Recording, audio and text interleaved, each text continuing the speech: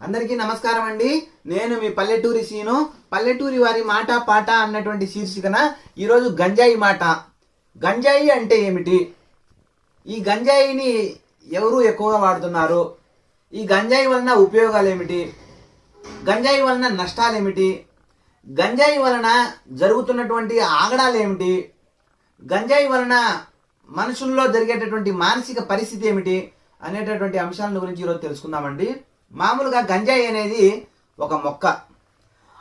ఏది కన్నాబీస్ అనేటటువంటి ఒక జాతి మొక్కలో నుంచి, ఆకుల్లో నుంచి తీసినటువంటి ఒక మత్తు పదార్థం, ఒక ఔషధ పదార్థం.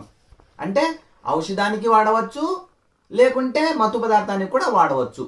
అంటే ఒకే మొక్కనే, ఒకే పదార్థమునే మనం రెండు విధాలుగా వాడుకోవచ్చు. మంచికి వాడుకోవచ్చు, చెడుకు వాడుకోవచ్చు. ఇది మామూలుగా ఎక్కడో చికిత్సకు వాడుతారండి గంజాయి.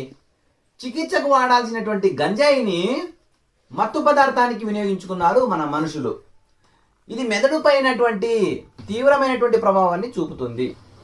ఆ మెదడుపైనటువంటి తీవ్ర ప్రభావం ఏం చూపిస్తుందంటే టెట్రా హైడ్రా కన్నాబినాల్ అనేటటువంటి ఒక రసాయన సమ్మేళనము మెదడు మీద తీవ్రమైనటువంటి ప్రభావం చూపి మానసిక పరిస్థితిని మారుస్తుంది.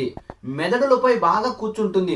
ఏ విధంగా అయితే మనం టీ తాగితే, ఒక్కరోజు టీ తాగకపోతే ఏ విధంగా అయితే ఉదయం కూడా సాయంత్రం పూట మనము టీ తాగాలని మనము అనుకుంటామో, అదే విధంగా ఈ ఆకుల్లో ఉండేటటువంటి మత్తు పదార్థము కూడా రేపటికి మరలా కావాలని అంటుంది. టీకి గంజాయికి తేడానే లేదండి. టీ కూడా ఒక వ్యసనం, గంజాయి కూడా ఒక వ్యసనం. అయితే టీ వలన దుష్ప్రభావం అంటే మరీ ఎక్కువ లేదు, అది ఒక వ్యసనం అంటే.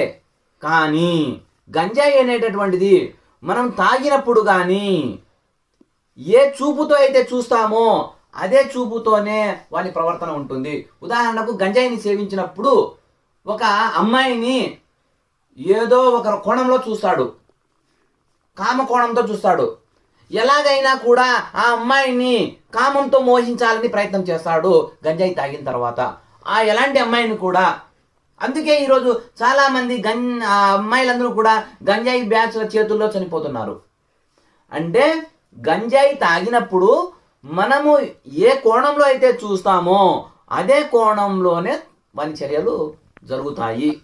అందుకు గంజాయి వలన ఈరోజు చాలా దుష్ప్రభావాలు ఉన్నాయండి. ధన్యవాదాలు.